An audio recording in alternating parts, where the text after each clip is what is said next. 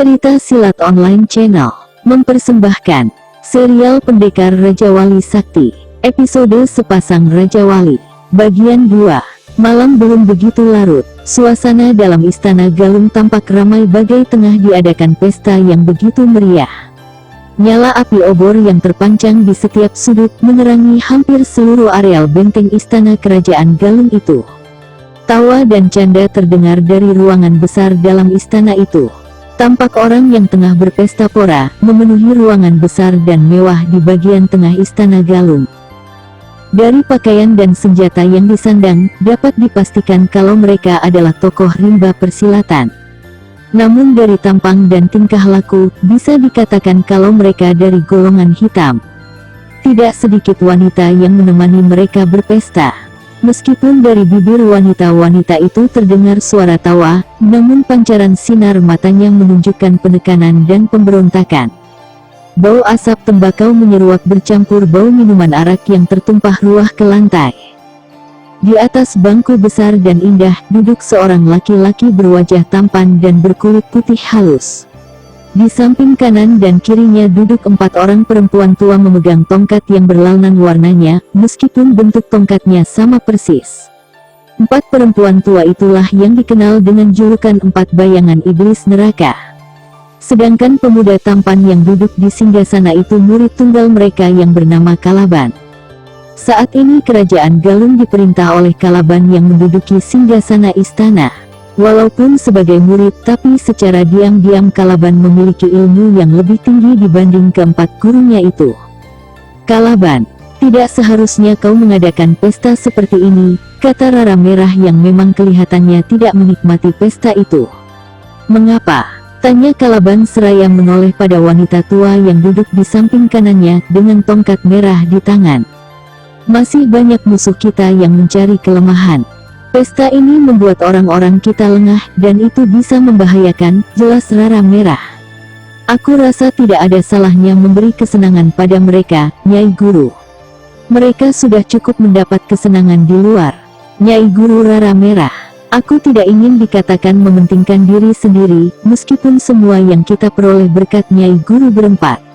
Tentunya wajar kalau sekali-sekali menyelenggarakan pesta dan memberi kesenangan pada mereka, bagaimanapun juga, jasa mereka cukup besar, sergah Kalaban. Baiklah, hanya untuk kali ini saja. Hanya yang perlu diingat, Patih Giling Wesi belum tewas. Dan lagi Prabu Galung juga tidak jelas berada di mana sekarang. Masih banyak prajurit yang tersebar, dan tidak sedikit panglima yang tengah menyusun kekuatan untuk merebut kembali istana ini. Hal itu jangan kau lupakan, Kalaban. Aku tidak akan lupa, Nyai Guru. Terutama pada Intan Kemuning. Dia harus jadi istriku, jawab Kalaban. Jangan mengharapkan gadis itu lagi, Kalaban. Dia sudah mampus di lembah ular berbisa, celuruk Rara Kuning. Aku belum puas kalau Intan Kemuning belum ditemukan. Meskipun dia sudah jadi mayat, aku akan membawanya untukmu, Kalaban, janji Rara Biru. Terima kasih, Nyai Rara Biru. Rara Biru hanya tersenyum getir. 4 perempuan tua itu kemudian bangkit berdiri setelah mendapat isyarat dari Rara Merah. Mereka melangkah meninggalkan ruangan itu tanpa berkata-kata lagi, dan baru berhenti setelah tiba di bagian depan istana. Beberapa orang berwajah kasar yang menyandang senjata beraneka ragam terlihat berjaga-jaga di sekitar halaman Istana Galung ini. Kalaban memang pantas jadi raja. Dia tidak mengosongkan penjagaan, gumam Rara Hijau pelan. Asal kalian jangan larut dan lupa siapa dia sebenarnya, Rara Merah mengingatkan. Tentu saja tidak, kita wajib membela dan mendampinginya sampai ajal, sahut Rara Biru. Memang itu tugas kita yang utama, sambut Rara Kuning. Ada apa, Rara Kuning? Tanya Rara Merah melihat Rara Kuning mendongakkan kepalanya. Dengar, desis Rara Kuning. 3 orang perempuan tua lainnya terdiam, seraya memasang pendengarannya lebih tajam lagi. Seperti mendapat komando saja, mereka bergegas melompat dan tahu-tahu sudah berdiri di tengah-tengah halaman depan istana yang luas. Kepala mereka terdongak ke atas. Dan bersamaan dengan itu, di angkasa terlihat sebuah bayangan hitam pekat melesat cepat. Belum sempat menyadari apa yang terjadi, mendadak bayangan hitam besar itu meluruk ke arah mereka berempat.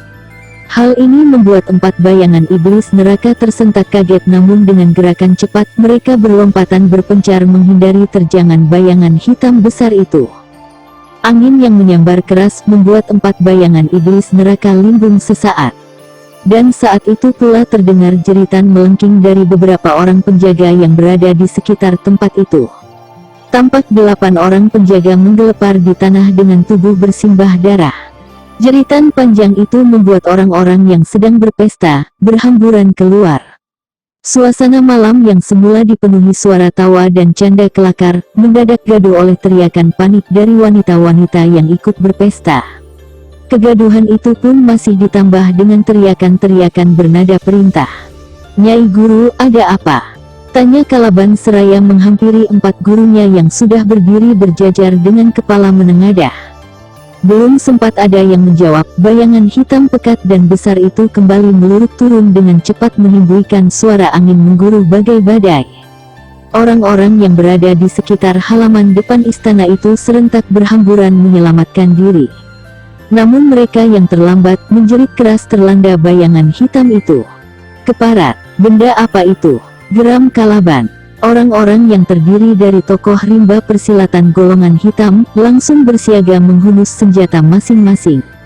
Dalam 2 kali serangan saja, tidak kurang dari 16 orang tewas bersimbah darah. Bayangan hitam pekat dan besar itu melayang-layang di angkasa dan berputar mengelilingi istana Galung. "Panah!" salah seorang dari mereka berteriak keras. Tampak sekitar 50 orang bersenjata panah segera melepaskan anak-anak panahnya ke arah bayangan hitam di angkasa itu. Puluhan anak panah melesat cepat menimbulkan suara mendesing menyakitkan telinga. Namun bayangan hitam itu dengan gesit menghindari serbuan senjata itu. Bahkan tidak sedikit anak panah yang mengarah ke bayangan hitam itu berbalik arah bagai dihempas angin topan yang amat dahsyat. Bahkan kini anak panah itu berbalik melesat lebih cepat dari semula. Beberapa orang yang tidak sempat menghindar tertembus anak panah yang berbalik itu. Jerit kematian kembali mewarnai malam yang pekat ini. Dan pada saat semua orang terperangah, bayangan hitam itu meluruk deras ke arah mereka. Dari bayangan hitam besar itu juga melesat sebuah bayangan hitam lainnya yang lebih kecil. Ternyata bayangan hitam yang kecil itu adalah seorang yang mengenakan baju serba hitam dengan cadar hitam menutupi wajahnya. Dengan sebilah pedang di tangan, dia segera mengamuk membantai orang-orang yang berada di halaman depan istana Galung. Sedangkan bayangan hitam besar itu juga bergerak cepat menyambar setiap orang yang coba-coba menghadang. Kragehaka, terdengar suara keras menyakitkan telinga di antara jerit pekik melengking dan suara pertempuran. Sementara 4 bayangan iblis neraka dan Kalaban masih tetap berdiri memperhatikan pembantaian di depan mata. Raja Wali Raksasa, desis Rara Merah begitu mendengar suara keras memekakkan tadi. "Apa?" 3 wanita tua lainnya terperanjat juga. "Mundur!" teriak Rara Merah keras disertai pengerahan tenaga dalam cukup tinggi. Orang-orang yang tengah bertarung melawan sosok berbaju hitam dan bayangan hitam pekat dan besar itu, segera berlompatan mundur begitu mendengar seruan keras bertenaga dalam tinggi dari Rara Merah. Mereka segera membuat lingkaran besar disertai sikap waspada dan berjaga-jaga penuh. Kini di tengah-tengah lingkaran itu, berdiri seseorang berbaju serba hitam. Di sampingnya berdiri seekor burung raksasa berwarna hitam pekat. "Tidak mungkin!" desis Rara Merah begitu melihat jelas sosok yang baru saja membunuhi orang-orangnya. "Ada apa, Rara Merah?" tanya Rara Kuning. "Aku tidak percaya kalau dia adalah pendekar Raja Wali Sakti," sahut Rara Merah tidak yakin. 3 orang perempuan tua lainnya saling berpandangan. Mereka memang pernah mendengar tentang sepak terjang pendekar Raja Wali Sakti. Seorang tokoh muda yang memiliki tingkat kepandaian sukar diukur ketinggiannya. Pendekar pilih tanding, dan belum ada yang mampu melawannya sampai kini. Tapi apa yang mereka dengar tentang ciri-ciri pendekar Raja Wali Sakti, rasanya tidak terdapat pada orang dan burung raksasa itu. Dan belum lagi didapat jawabannya. Orang berbaju serba hitam itu melompat naik ke punggung burung raksasa itu. Seketika burung raksasa itu cepat melesat naik membumbung tinggi ke angkasa. Dalam sekejap saja, bayangan hitam itu lenyap di balik awan hitam sebelah utara. Sementara 4 bayangan iblis neraka dan Caliban masih terdiam memandang ke arah utara. Mereka tidak peduli dengan orang-orang yang segera berlompatan mengejar bayangan hitam itu. "Siapa dia, Nyai Guru?" tanya Caliban setelah lama terdiam. "Aku tidak tahu tapi," jawab Rara Merah ragu-ragu. "Nyai Guru Rara Merah. Siapa itu pendekar Raja Wali Sakti?" tanya Caliban mendesak. Seorang pendekar dikdaya yang sukar dicari tandingannya, Rara Kuning yang menyahuti. "Aku tidak tahu pasti. Apakah itu tadi pendekar Raja Wali Sakti atau bukan? Rasanya terlalu jauh perbedaannya," kata Rara Merah bergumam, seolah-olah bicara untuk dirinya sendiri. "Ya, memang terlalu menyolok," sambut Rara Hijau, juga bergumam pelan. Sementara itu di halaman depan Istana Galung kembali sepi.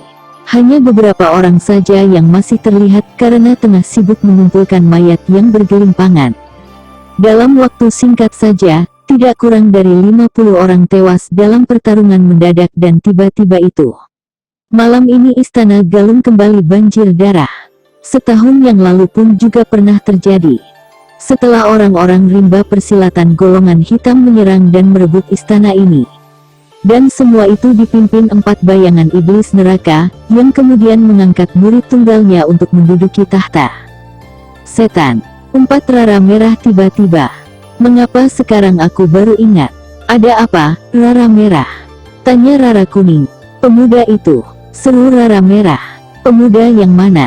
tanya Rara Hijau tidak mengerti. "Yang menolong Patih Giling Wesi." Wanita-wanita tua itu saling berpandangan. Sedangkan Caliban semakin tidak mengerti saja dengan pembicaraan keempat gurunya ini. Yang dilakukannya hanya diam saja dengan benak dipenuhi berbagai macam pikiran dan dugaan-dugaan. Tapi dia berusaha untuk dapat mengerti arah pembicaraan ini. "Ada apa dengan pemuda itu?" tanya Rara Biru setelah mereka semua cukup lama terdiam. "Apa kalian tidak mengenali ciri-cirinya?" Rara Merah malah balik bertanya. "Maksudmu?" Rara Hijau tidak mengerti tapi juga berkerut keningnya. "Dialah yang benar-benar berjuluk pendekar Raja Wali Sakti," desis Rara Merah. "Apa? Pendekar Raja Wali Sakti?" Rara Merah mengulangi. "Mustahil," desis Rara Kuning. Tapi dalam benaknya berkata lain. Ciri-ciri pendekar Raja Wali Sakti yang pernah didengarnya memang ada pada pemuda yang telah menolong nyawa Patih Giling Wesi dari kematian. Pemuda berbaju rompi putih dengan pedang bergagang kepala burung bertengger di balik punggung. Dan pemuda itu memiliki ilmu meringankan tubuh yang sangat tinggi tingkatannya. Itu sudah menandakan kalau tingkat kepandaiannya juga sangat tinggi, dan sukar untuk diukur. Meskipun hanya beberapa kali gebrak saja, namun 4 bayangan iblis neraka telah yakin kalau pemuda itu sungguh luar biasa. Dia mampu mengelak dengan mudah setiap serangan, bahkan mampu memberi serangan balasan yang sangat cepat dan tidak terduga sama sekali. Tapi benarkah yang baru saja datang memporak-porandakan dan membinasakan banyak orang itu adalah pendekar Raja Wali Sakti? Sementara itu tidak jauh dari perbatasan Kerajaan Galung, 2 orang laki-laki tengah berjalan mendekati gerbang perbatasan. Yang seorang bertubuh gemuk dan berpakaian mewah dengan sulaman benang emas. Sedangkan yang seorang lagi masih muda, berwajah tampan dengan rambut panjang terikat. Dia mengenakan baju rompi putih. Gagang pedang berbentuk kepala burung menyembul dari balik punggungnya. Mereka berhenti melangkah setelah melewati gerbang perbatasan yang menuju langsung ke kota raja Kerajaan Galung. Suasana malam begitu sepi, tak terlihat seorang penjaga pun di gerbang perbatasan ini. Pandangan mata mereka lantas tertumbuk pada 4 sosok manusia yang tergeletak tidak jauh dari gerbang perbatasan yang terbuat dari batu ukir kembar itu. Pemuda berbaju rompi putih itu menghampiri 4 sosok tubuh yang tergeletak tidak bernyawa. Sebentar diperiksa luka-luka di sekujur tubuh 4 orang itu. Sedangkan orang bertubuh gemuk hanya memperhatikan saja dengan mata tidak berkedip. Luka-lukanya seperti diserang binatang, gumam pemuda itu pelan, seperti untuk dirinya sendiri. "Tidak ada binatang buas di sini, Rangga," Pemuda tampan berbaju rompi putih yang ternyata memang Rangga, menoleh pada laki-laki gemuk di sampingnya. Sebentar kemudian diperhatikan luka-luka di tubuh salah seorang mayat yang berada dekat kakinya. Luka-luka itu seperti cakaran kuku tajam seekor binatang. Bahkan dada dua orang lainnya koyak tercabik-cabik. Coba perhatikan luka-luka itu Paman Patih, kata Rangga menunjuk 4 mayat yang menggeletak. Patih Gilingwesi mengerutkan keningnya. Memang benar kata Rangga, luka-luka itu seperti akibat serangan binatang. Cukup dalam dan mampu membuat orang tewas seketika. Dari garis-garis luka itu bisa dipastikan akibat kuku tajam binatang buas. Tapi Patih Gilingwesi berani bersumpah kalau di sekitar perbatasan tidak ada seekor binatang buas pun berkeliaran. Wus, tiba-tiba saja bertiup angin kencang di angkasa. Rangga dan Patih Gilingwesi terperanjat dan segera mendongak. Tampak sebuah bayangan hitam besar berkelebat cepat bagai kilat. Begitu cepatnya, sehingga langsung hilang tanpa dapat dilihat jelas. Namun bagi pendekar Raja Wali Sakti, sudah cukup jelas untuk mengetahui bentuk bayangan hitam itu. Dan dia sangat terkejut, hampir tidak percaya dengan yang dilihatnya barusan. Raja Wali, desis Rangga dalam hati. Apa itu? Tanya Patih Gilingwesi. Entahlah, sahut Rangga mendesah. Pendekar Raja Wali Sakti itu terus memandang ke arah utara, tempat bayangan hitam tadi lenyap ke arah sana. Hatinya masih bertanya-tanya diliputi keraguan, bercampur rasa heran dan tidak percaya dengan yang dilihatnya barusan. Apa yang terjadi di kerajaan Galung ini, membuat Rangga terus bertanya-tanya. Pertama, sikap burung Raja Wali raksasa yang aneh. Kemudian malapetaka yang menimpa Patih Gilingwesi dan kerajaan Galung. Dan kini yang baru saja terjadi. Belum sempat Rangga memperoleh semua jawaban dari berbagai macam pertanyaan yang berkecamuk di benaknya, pendengarannya yang setajam Raja Wali menangkap suara beberapa orang yang berlari cepat menuju ke arahnya. Begitu pula dengan Patih Gilingwesi. Sesaat mereka saling berpandangan. Tanpa berkata-kata lagi, mereka segera melesat ke atas dan hinggap di dahan yang cukup tinggi dan berdaun rindang. Tidak lama kemudian, dari arah selatan bermunculan sekitar 30 orang. Mereka berlari cepat menuju ke arah utara. Dari cara berlari, sudah dapat diketahui kalau mereka rata-rata memiliki tingkat kepandaian cukup tinggi. Begitu cepatnya mereka berlari, sehingga perbatasan itu hanya terlewati dalam sekejap saja. Rangga dan Patih Gilingwesi menunggu sampai orang-orang itu tidak terlihat lagi. Tak lama, mereka melompat turun dengan gerakan yang sangat ringan, tanpa menimbulkan suara sedikit pun. Patih Gilingwesi memandang lurus ke arah utara. Raut wajahnya seketika berubah memerah. "Kau mengenali mereka, Paman?" Tanya Rangga langsung menebak. "Ya," sahut Patih Gilingwesi. "Merekalah yang meruntuhkan kerajaan Galung. Aku tidak tahu apa yang mereka buru di sana." Rangga tidak bertanya lagi. Dia memandang ke arah utara juga, tapi tertuju ke angkasa.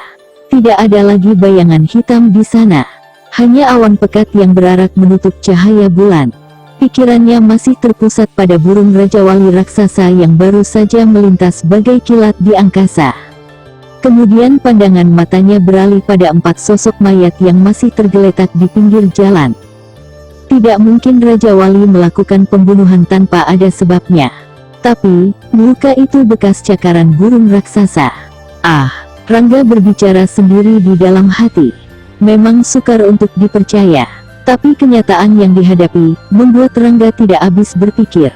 Sejak kecil dia bersama Raja Wali Sakti sahabatnya, yang juga menjadi guru dan orang tua angkatnya. Dia kenal betul watak Raja Wali Sakti.